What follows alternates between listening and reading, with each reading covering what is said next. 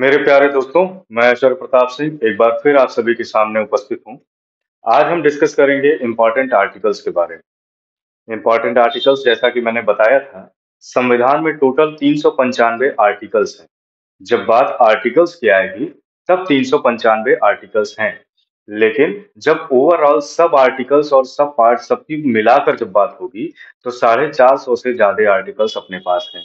जैसे कि आप यहीं पर देख लीजिए, 371 क्या है? एक आर्टिकल है, लेकिन इसमें 8-10 जो हैं ये ABCD ये करके जो हैं, ये इसके सब आर्टिकल्स हैं।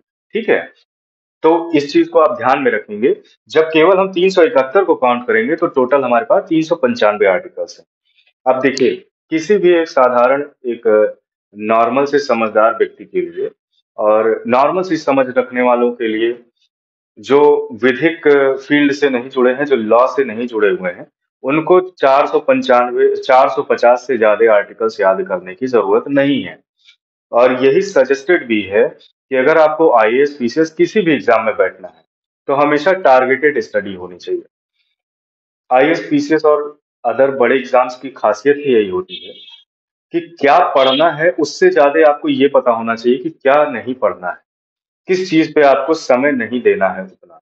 तो इस चीज को ध्यान में रखते हुए मैंने इन इम्पोर्टेंट आर्टिकल्स में से कुछ जो मोस्ट इम्पोर्टेंट आर्टिकल्स हैं, जो हमेशा चर्चा में रहेंगे, उन आर्टिकल्स के बारे में मैं यहाँ पे एक्सट्रैक्ट करके उन्हें लेकर आया हूँ। ठीक है?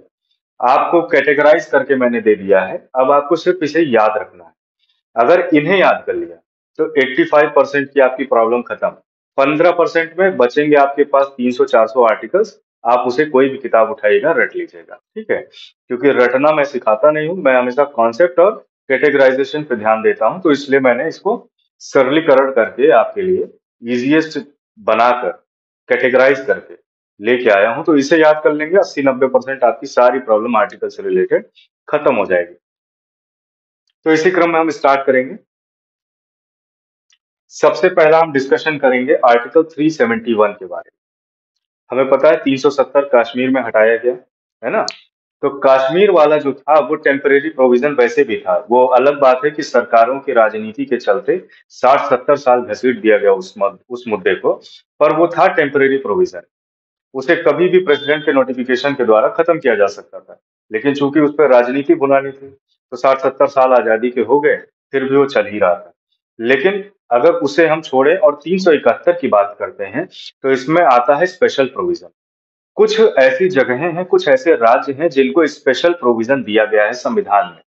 उनके बारे में हम आज जो है इस 371 आर्टिकल के द्वारा देखेंगे। सबसे पहला, जब 371 आर्टिकल की ही बात होगी, तो इसमें बात होगी महाराष्ट्र और गुजरात की। हम सभी को पता है, जो बच्चे इतिहास पढ़े होंगे या फिर स्टेट के फॉर्मेशन के बारे में पढ़े होंगे, उन सभी को ये पता होगा कि गुजरात का जन्म जो है, ये पुराने स्टेट पुराने बॉम्बे से 1960 में, ठीक है, गुजरात को, जो बॉम्बे का वेस्टर्न हिस्सा हुआ करता था, पश्चिमी हिस्सा हुआ करता था, उसे अलग करके विदर्भ या फिर गुजरात का क्षेत्र बना दिया जाता है। ठीक? 1960 के 1960 ईयर में, ठीक है, इस चीज को आप याद रखेंगे। एग्जैक्ट बताऊं तो 1 मई 1960 को गुजरात का फॉर्मेशन हो जाता है। बनता किससे है? पुराने स्टेट बॉम्बे से। और गुजरात के अलग होते ही जो बाकी का हिस्सा बचता है, पूर्वी हिस्सा, उसे आप आज के समय में महाराष्ट्र के नाम से जानते हैं। तो 371 का जो ये आर्टिकल है, ये डिनोट करता है विदर्भ, ये लिखा हुआ है विदर्भ एंड मराठवाड़ा। मराठवाड़ा, विदर्भ और मराठवाड़ा के लिए जो है, उनके सेपरेशन के लिए 371 स्पेशल प्रोविजन में रखा गया। इसी के कुछ स्पेशल सब प्रोविजंस भी हैं जिनको हम अच्छे से याद रखेंगे और एक कोड के माध्यम से याद रखेंगे, कभी भूलेगा नहीं आपको। नमा, आसमा, जीके, अगर याद हो पाए तो याद कर लीजिएगा, अच्छा कोड है। कुछ भी रिलेट करके, नमा से नमाज, आसमा नमाज पढ़ती है और जीके भी पढ़ती है, इस तरह से भी या जैसे भी आपको सुटेबल पड़े आप याद रखिएगा। इंपॉर्टेंट है, इतना जानिए। नमा, आसमा, जीके। अब हम डिस्कस करेंगे कि ये सब आर्टिकल्स हैं कौन कौन से। तो देखिए, जब भी सब आर्टिकल आएगा, आर्टिकल के अंदर कोई आर्टिकल आएगा, तो हमेशा ABCD करके सब आर्टिकल का डिनोटेशन होता है। लेकिन उसके भी जब अंदर कोई सब आर्टिकल का भी सब पार्ट आएगा, तो आप उसको रोमन लिपि में 1 2 3 करके याद रखते हैं। तो ए सब आर्टिकल क्या कहता है? 371 ए कहता है नागालैंड के लिए स्पेशल प्रोविजन। बी कहता है असम के लिए, एस नहीं है, इस चीज को ध्यान में रखिएगा, ये असम है, डॉट लगा हुआ है, असम के लिए स्पेशल प्रोविजन। उसके बाद फिर सी की बात करें तो मणिपुर के लिए, ठीक है, मणिपुर, मिजोरम, इन चीजों में और मेघालय, इन तीनों में अक्सर ही बच्चों को डाउट देखने को मिलता है, लेकिन इसके संदर्भ में अब आपको डाउट नहीं रहेगा, अभी बताता हूं क्यों। सी में क्या है? 371 सी में मणिपुर के लिए स्पेशल प्रोविजन, 371 डी में आंध्र प्रदेश के लिए स्पेशल प्रोविजन, ठीक है। ई में क्या है? आंध्र प्रदेश की यूनिवर्सिटी के लिए, वहां पे एक सेंट्रल यूनिवर्सिटी है, उसके लिए स्पेशल प्रोविजन डाला गया है 371 ई में। एफ में क्या है? सिक्किम के लिए स्पेशल प्रोविजन। जी में है आपका मिजोरम के लिए स्पेशल प्रोविजन। एच में क्या है आपका? अरुणाचल प्रदेश के लिए स्पेशल प्रोविजन, ठीक है। और उसके बाद बचता है दो और, जिसमें आई के लिए है सेकंड लास्ट 371 आई, ये है गोवा के लिए, और 371 जे की बात करें तो ये है कर्नाटक के लिए, ठीक है। अब मैंने कहा कि बहुत सारे बच्चों को डाउट रहता है हमेशा MN और MZ, या मणिपुर या मिजोरम में, तो मैं बताता हूँ इसको आप कैसे क्लियर करेंगे। यहाँ पर सी नंबर है, 371 सी। अब आप बताइए मुझे कि ABCD पढ़ते समय N पहले आता है या Z पहले आता है? ऑब्वियस सी बात है, N पहले आता है। तो जो पहले नंबर पे पड़ेगा वो हो जाएगा MN, क्योंकि N पहले आ गया। और जो आखिरी में पड़ेगा या G के इक्विवेलेंट कोई समानार्थक शब्द अगर कोई निकल के आएगा तो वो हो जाएगा Z, GZ, ठीक है। तो इस तरीके से आप इसे याद रख सकते हैं। दूसरी चीज, डाउट हो सकता है आंध्र प्रदेश और अरुणाचल प्रदेश में। तो पहली बात, आंध्र प्रदेश की अगर हम बात करेंगे तो इसमें जो आर लगा है ये आखिरी में लगा है, ठीक। और इसमें जो आर लगा है ये पहले लगा है, ARP या APR, ठीक। और आंध्र प्रदेश के साथ एक यूनिवर्सिटी भी है, तो इस चीज से आप याद रख सकते हैं, ई से यूनिवर्सिटी का आखिरी ई और उसके जस्ट पहले आंध्र प्रदेश। तो इस तरीके से आप डिफरेंशिएट करके अपने हिसाब से चीजों को याद रख सकते हैं। ये हो गया स्पेशल प्रोविजन 371 के बारे में। इसी इतना ही है, और इसमें क्वेश्चंस आते हैं मेरे दोस्त, लड़कों स्पेशली आपके लिए बता रहा हूँ, जो इधर उधर छोड़ के निकल जाते हैं आप। लड़कियां तो खैर सब पढ़ने रटने में तेज होती हैं, उनका दिमाग तेज चलता है, लेकिन आप लोग से बता दूं, ये आता है एग्जाम में। एग्जाम में मैंने क्वेश्चन देखा है, इसलिए आपको ये क्लियर कर रहा हूँ, इसको ध्यान से देखिएगा। अब बात आती है कि संविधान में कितने प्रकार के आयोगों की बात की गई है। आयोग यानी कि कमीशंस। तो भाई देखिए, बहुत लोग कंफ्यूज हो जाते हैं कि माइनॉरिटीज के लिए भी कमीशन है और वुमेन एंड चाइल्ड के लिए भी कमीशन है। लेकिन मैं आपको एक चीज बता देना चाहता हूँ, कमीशंस हैं, आयोग हैं, ऐसे ही तो ह्यूमन राइट कमीशन भी है, सब कुछ है, लेकिन कॉन्स्टिट्यूशनल प्रोविजन सिर्फ 3 के दिए हुए हैं, 338, 338A और 338B, जिसमें सबसे पहला कमीशन 338 SC के लिए है, शेड्यूल्ड कास्ट के लिए है कमीशन। ए जो है शेड्यूल्ड ट्राइब्स के लिए है, और बी जो है वो 338B OBCs के लिए है। इस तरीके से जब आप कैटेगराइज करके पढ़ेंगे तो आप भूलेंगे नहीं, ठीक। अगली चीज क्या है? इमरजेंसी।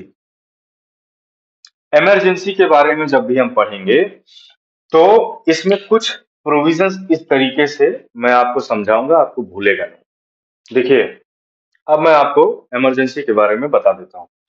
ये NPF, NPF आप याद रखेंगे। N से नेशनल इमरजेंसी, जब नेशनल इमरजेंसी लगती है तो 352 आर्टिकल के अनुसार लगती है। P की बात करें प्रेसिडेंट रूल 356 के अनुसार, और F की बात करें तो 360, ठीक। 52 से 4 जोड़ेंगे 56 आ जाएगा, और 56 से 4 जोड़ेंगे तो 60 आ जाएगा। 4 4 का गैपिंग पे NPF, national emergency, president rule, और उसके बाद फिर है फाइनेंशियल इमरजेंसी। यहाँ पर दो एक्स्ट्रा चीजें मैंने लिख रखी हैं, ये काफी इंपॉर्टेंट हो जाता है आपके एग्जाम के लिए। 358 प्रेसिडेंट रूल और फाइनेंशियल इमरजेंसी के बीचों बीच का 358 पड़ेगा। ये 358 डिनोट करता है आर्टिकल 19 के सस्पेंशन को। जब भी देश में नेशनल इमरजेंसी होती है, तो आर्टिकल 19 को सस्पेंड किया जा सकता है 358 के आर्टिकल के तहत। 358 का मतलब है कि आप जो है अभिव्यक्ति की आजादी आपकी छीनी जा सकती है। Right to life and personal liberty article 20 जो है 21 जो है ये आपका नहीं छीना जा सकता है। लेकिन आर्टिकल 19 जो है ये छीना जा सकता है। आप कुछ भी कमेंट नहीं कर सकेंगे सरकार पे, सवाल नहीं उठा सकेंगे, कुछ भी उल्टा-सीधा नहीं बोल सकेंगे, नहीं घूम सकेंगे। ये आर्टिकल 19 के सस्पेंशन की बात 358 में होती है। अब यहाँ पर P लिखा है और P2 लिखा है। 356 और 365 दोनों में बहुत ही बारीक फ़र्क है। इसको ज़रूर ध्यान दीजिए, भूलिएगा नहीं क्योंकि अभी हाल में मणिपुर का जब केस आया था, मणिपुर में जो विद्रोह हुआ था वहाँ पे मेइती और नागा ट्राइब्स के बीच में जो विद्रोह हुआ था, जो इतना सारा बलवा और वहाँ पर जो राइट की सिचुएशन बनी हुई थी, उस दौरान अमित शाह जी ने 365 का उपयोग किया है।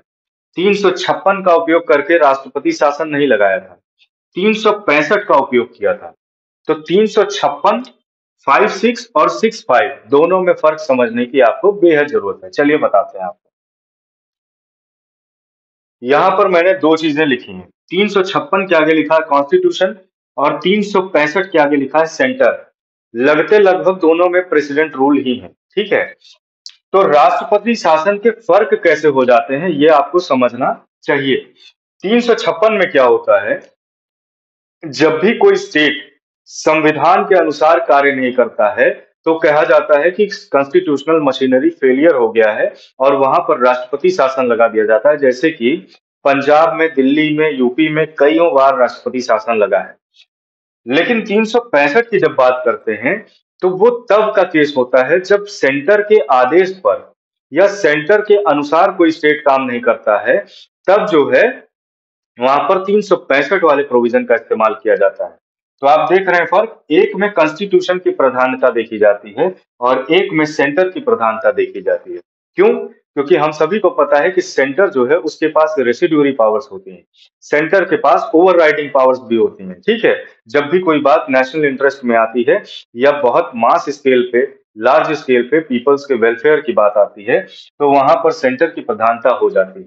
तो कॉन्स्टिट्यूशन यहाँ पर प्रधान है जब प्रेसिडेंट रूल लगेगा 356 के अनुसार, और यहाँ पर जब 365 के अनुसार राष्ट्रपति शासन लगाया जाएगा तो वहां पर सेंटर की प्रधानता होगी, यानी सेंटर की बात न मानने पर उस राज्य में राष्ट्रपति शासन लगाया जा सकता है। ठीक, यानी सेंटर डायरेक्ट हैंडल करेगा। किसके माध्यम से? पुलिस हट जाएगी और ये आर्मी के माध्यम से हैंडल करेगा। ठीक है। तो ये हो गया इमरजेंसी का प्रोविजन। अगला देखते हैं प्रॉपर्टी के प्रोविजन। हम सभी को पता है पहले जो है प्रॉपर्टी का प्रावधान एक फंडामेंटल राइट के रूप में हुआ करता था, लेकिन बाद में 42वें संविधान संशोधन के अनुसार लगभग 44वें संविधान संशोधन के अनुसार आर्टिकल जो आपका 31A होता है, जिसमें राइट टू प्रॉपर्टी को एक फंडामेंटल राइट के कैटेगरी में रखा जाता था, 44वें संविधान संशोधन में उसे हटाकर, जो कि जनता पार्टी के द्वारा ले आया गया था संविधान संशोधन, उसके तहत आर्टिकल 31A जो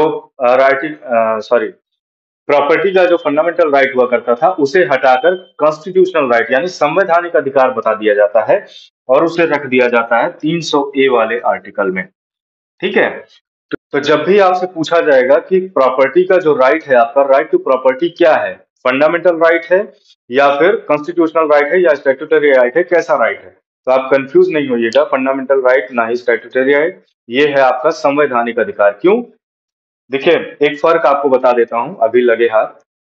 जब भी किसी एक्ट के माध्यम से कोई बॉडी का निर्माण होता है, किसी ऑर्गेनाइजेशन का निर्माण होता है या किन्हीं कुछ प्रोविजंस का निर्माण होता है, उसे आप विधिक राइट कहते हैं, विधिक अधिकार आपका कहते हैं, स्टैट्यूटरी बॉडी कहते हैं, या फिर स्टैट्यूटरी बॉडी से निकला हुआ स्टैट्यूटरी राइट होता है आपका। लेकिन फंडामेंटल राइट यानी मौलिक कर्तव्य जो आपके कॉन्स्टिट्यूशन में पार्ट फंडामेंटल राइट के वाले पार्ट में यानी पार्ट नंबर 3 में आपके दिए गए हैं, उन्हें आप कहते हैं, जो कि 12 से 35 तक के आर्टिकल्स को होल्ड करता है, उसे आप कहते हैं फंडामेंटल राइट। ठीक है। लेकिन उसके अतिरिक्त अगर किसी संविधान के किसी प्रोविजन में, किसी आर्टिकल में अगर कोई प्रोविजन दिया हुआ है किसी के लिए, किसी मानव मतलब जनता के लिए, आम जनता के लिए, तो उसे आप संवैधानिक अधिकार कहते हैं। ठीक है? तो संविधान के ही एक आर्टिकल में 300 ए में इसे डाला गया है, इसे आप इसे कॉन्स्टिट्यूशनल राइट कहेंगे। ठीक है? चलिए अगले कुछ और आर्टिकल्स को भी डिस्कस कर लेते हैं।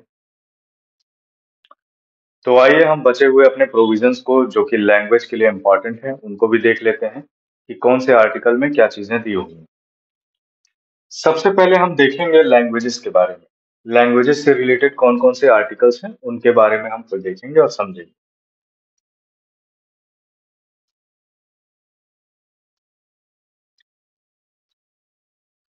देखिए एक चीज आपको बता दूं, ये कुछ ऐसे आर्टिकल्स हैं जिनको मैंने कैटेगराइज किया है ना? जैसे लैंग्वेज से रिलेटेड, फिर आपके ट्रिब्यूनल्स या फिर सर्विसेज से रिलेटेड जिसमें सिविल सर्वेंट्स वगैरह आते हैं, कमीशन हो गया, फिर आपका 371 का स्पेशल प्रोविजन हो गया। इसके अलावा जैसे कि आप कहेंगे कि फंडामेंटल राइट नहीं आपने इंक्लूड किया, डीपीएस भी नहीं इंक्लूड किया, तो ये सारी चीजों को जब हम टॉपिक वाइज पढ़ेंगे, जैसे फंडामेंटल राइट जब पढ़ेंगे तो उसमें हम प्रॉपरली एक एक राइट के बारे में पढ़ते चले जाएंगे। ठीक है? एक एक आर्टिकल के बारे में विश्लेषण करते चले जाएंगे। अगर मैं अभी पढ़ा दूंगा तो फिर उसमें कुछ बचेगा ही नहीं, क्योंकि सारे आर्टिकल्स तो यहीं कवर हो जाएंगे और वीडियो भी लंबी हो जाएगी। इसलिए एक एक टॉपिक में हम उसे देखते रहेंगे। इनका कोई स्पेशल टॉपिक नहीं होगा, इसलिए जो है मैं इन्हें यहीं पे समझा दे रहा हूँ। लैंग्वेजेस के आर्टिकल्स की अगर हम बात करते हैं तो इसमें कुछ मुख्य जो है 343 से 351 तक के प्रावधान हैं, लेकिन कुछ इंपॉर्टेंट हैं जो आपके एग्जाम में पूछे जा सकते हैं। ठीक है? तो उनको हम देख लेते हैं। सबसे पहला 343। 343 आर्टिकल तब अस्तित्व में आता है जब ऑफिशियल लैंग्वेजेस एक्ट 1963 अस्तित्व में आता है। ये ओला एक्ट है, इसे ओला एक्ट भी कहते हैं, ऑफिशियल लैंग्वेजेस एक्ट 1963, जिसके तहत इतने सारे आर्टिकल्स का प्रावधान हम देखते हैं। तो आर्टिकल 343 में ये कहा गया है कि यूनियन का जो लैंग्वेज होगा, यूनियन यानी कि भारत के संघ का जो लैंग्वेज होगा,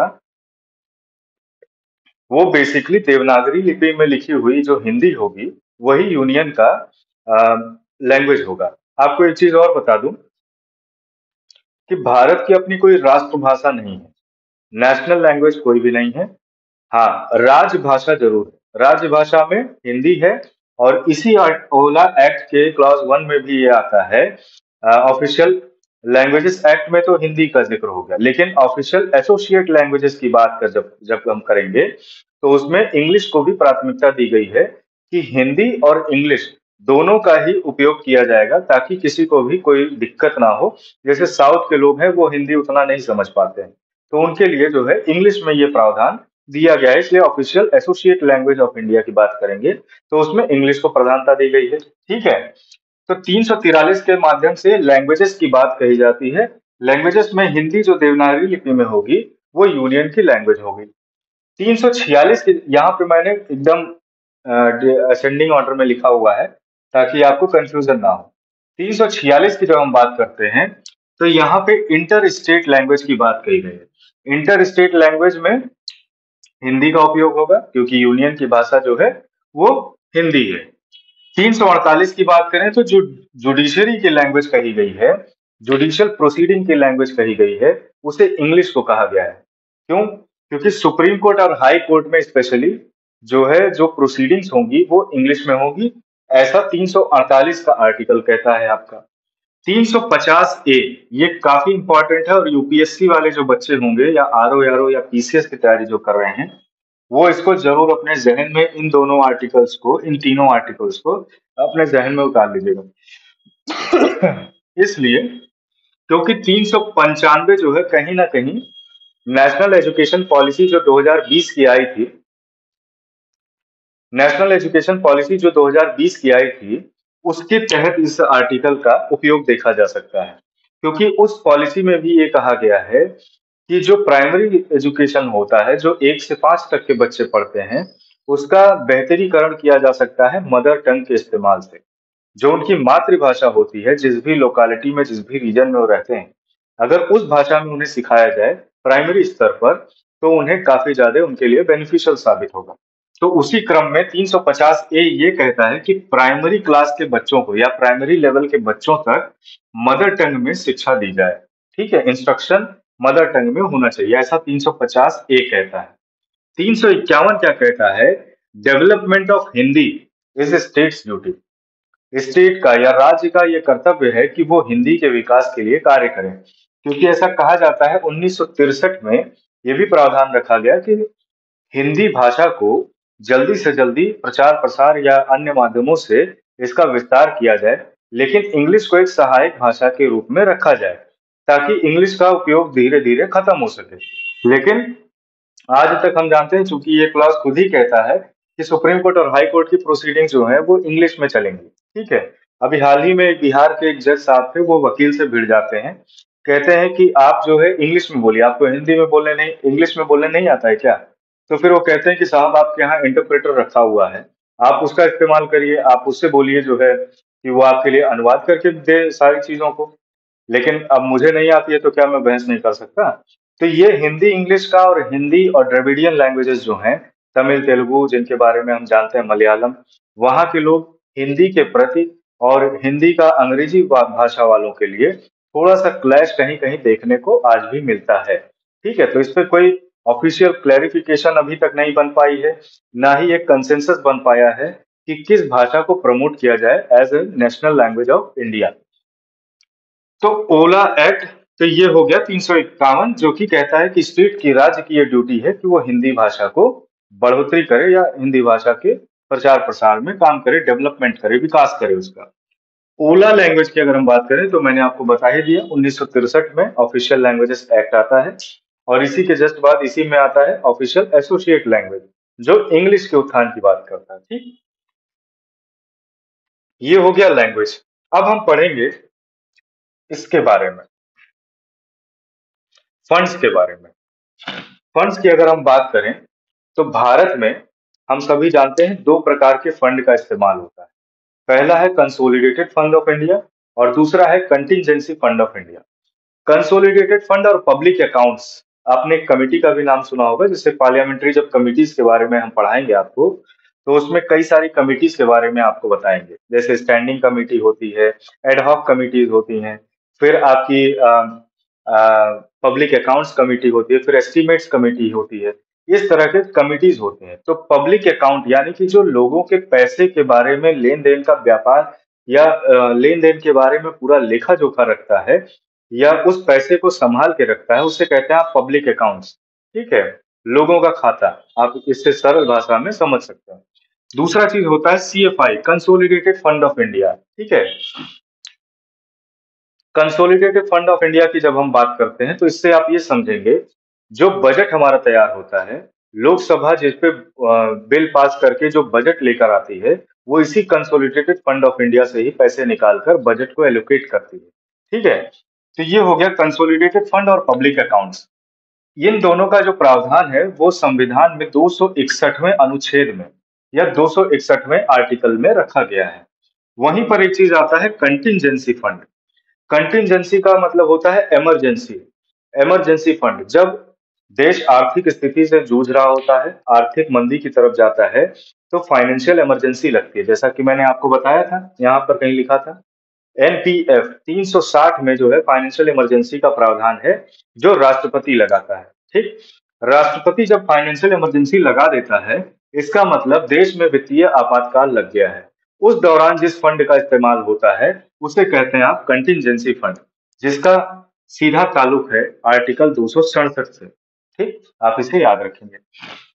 ये हो गया फंड्स के बारे में, ये हो गया लैंग्वेजेस के बारे में। अब मोस्ट इंपॉर्टेंट, जिसकी आप और मतलब मेजॉरिटी ऑफ द स्टूडेंट्स जो है आजकल आईएएस पीसीएस की तैयारी करते हैं, उसके विषय में चलिए हम जानते हैं कि आर्टिकल में कौन कौन से आर्टिकल में इनके बारे में प्रावधान दिया गया है। एक चीज और बता दूं, इसके लिए स्पेशली जो कमीशंस अभी तक गठन हुए हैं, जैसे कि ली कमीशन, मुंडीमान कमीशन, उसके बाद फिर आपका उनका था मैकाले कमेटी। ठीक है, इन सभी के बारे में भी हम पढ़ेंगे, जो स्पेशली सिविल सर्विसेज के डेवलपमेंट में काफी सहायक रहे हैं। ठीक है, फिलहाल इनके आर्टिकल के प्रोविजंस को हम देखेंगे। यूपीएससी और एसपीएससी, यूपीएससी और SPSC. UPSC union public service commission, और एसपीएससी की बात करें तो स्टेट पब्लिक सर्विस कमीशन, संघ लोक सेवा आयोग और राज्य लोक सेवा आयोग। लेकिन बहुत लोग बोलने में गलती कर जाते हैं। यूपीएससी और ये आपका जो राज्य में होता है, जैसे उत्तर प्रदेश में है यूपीपीएससी है वो, लेकिन लोग उसको यूपीपीसीएस भी कहते हैं। तो हालांकि वो पद का नाम है, पीसीएस पद का नाम है, लेकिन पब्लिक सर्विस कमीशन के लिए आप हमेशा यूपीपीएससी का नाम इस्तेमाल करेंगे, ठीक है। यूपी और पीएससी से क्या हो जाएगा, पब्लिक सर्विस कमीशन। या फिर जो पीसीएस की बात करेंगे, पीसीएस पद की बात करेंगे आप, तो उसका ये तो एक्रोनिम हो गया कि पीसीएस ये पद का नाम है जिसके तहत एसडीएम और तहसीलदार वगैरह चुन के आते हैं। लेकिन जब आप उसके फुल फॉर्म की बात करेंगे तो प्रोविंशियल सिविल सर्विसेज होता है, ठीक है। इस चीज को एक्स्ट्रा नॉलेज के रूप में आप याद रख सकते हैं। 312 में ऑल इंडिया सर्विसेज का जिक्र होता है। ऑल इंडिया सर्विसेज यानी आईएएस, आईपीएस, आईएफएस, ठीक है। 315 में पीएससी के मेंबर्स के बारे में कहा गया है। आयोग के जो मेंबर्स होते हैं, ये यूपीएससी, एसपीएससी, ये आयोग का नाम है। संघ लोक सेवा आयोग उसका नाम है ये। तो उसके बारे में जो उसके पीएससी के बारे में कहा गया है, प्रावधान दिए गए हैं, वो आपके पीएससी 315 में दिए गए हैं। लेकिन उनके मेंबर्स के जब अपॉइंटमेंट की जब बात होगी तो 316 में दिया गया है। और उन्हीं के मेंबर्स के जब रिमूवल की बात होगी तो 317 में दिया गया है। और फंक्शंस ऑफ पीएससी की जब बात होगी, यानी फंक्शन क्या क्या है, एग्जाम कंडक्ट कराना, सिविल सर्वेंट्स को चुन के सरकार को देना, ठीक है। और साथ ही साथ एक इम्पॉर्टेंट फंक्शन है कि जो एनुअल कैलेंडर जारी करते हैं, ये भी इनके इम्पॉर्टेंट फंक्शन में आता है। तो ये सारी चीजें जो इनके फंक्शंस में आती हैं, ये आपके 320 वाले आर्टिकल में आ गई। फिर ये जो एनुअल रिपोर्ट प्रस्तुत करते हैं, किसके पास, एनुअल रिपोर्ट स्टेट में गवर्नर के पास, और या फिर जो है राष्ट्रपति के पास, जो ये प्रस्तुत करते हैं। एंड उसके बाद जो है ये गवर्नर जो है स्टेट लेजिस्लेचर में उसे रखता है, उसे आप कहते हैं 323 में वो रिपोर्ट के बारे में कहा गया है। 323 ए की जब हम बात करेंगे तो इनमें एडमिनिस्ट्रेटिव ट्रिब्यूनल्स के बारे में आता है। एडमिनिस्ट्रेटिव ट्रिब्यूनल यानी कि प्रशासनीय जो प्राधिकरण होता है, जिसमें ये लोग जाके सिविल सर्वेंट जो होते हैं इनके ग्रीवांसेस को रिड्रेस किया जाता है, वही आपका एडमिनिस्ट्रेटिव ट्रिब्यूनल होता है। वो 323 ए में आता है। ये कुछ इंपॉर्टेंट प्रोविजंस हैं, आर्टिकल्स हैं, जिन्हें आप हमेशा याद रखेंगे सिविल सर्विसेज एग्जाम में बैठने के पहले। ये हो गए आर्टिकल्स के बारे में। अब हम अगला टॉपिक अपना पढ़ेंगे अगले वीडियो में। तब तक के लिए आप इस आर्टिकल वाले चैप्टर को, जो मैंने अभी आपको बताया है, इसे बहुत अच्छे से पढ़ के, याद करके, समझ के रखेंगे। कोई भी डाउट होगा तो कमेंट सेक्शन में जरूर पूछेंगे हमसे। बाकी जो बच गए हैं आर्टिकल्स, उन्हें हम धीरे धीरे करते एक एक टॉपिक में कवर करते हुए चले जाएंगे, ठीक है। तो चलिए, अगली वीडियो तक के लिए नमस्कार, जय हिंद, वंदे मातरम।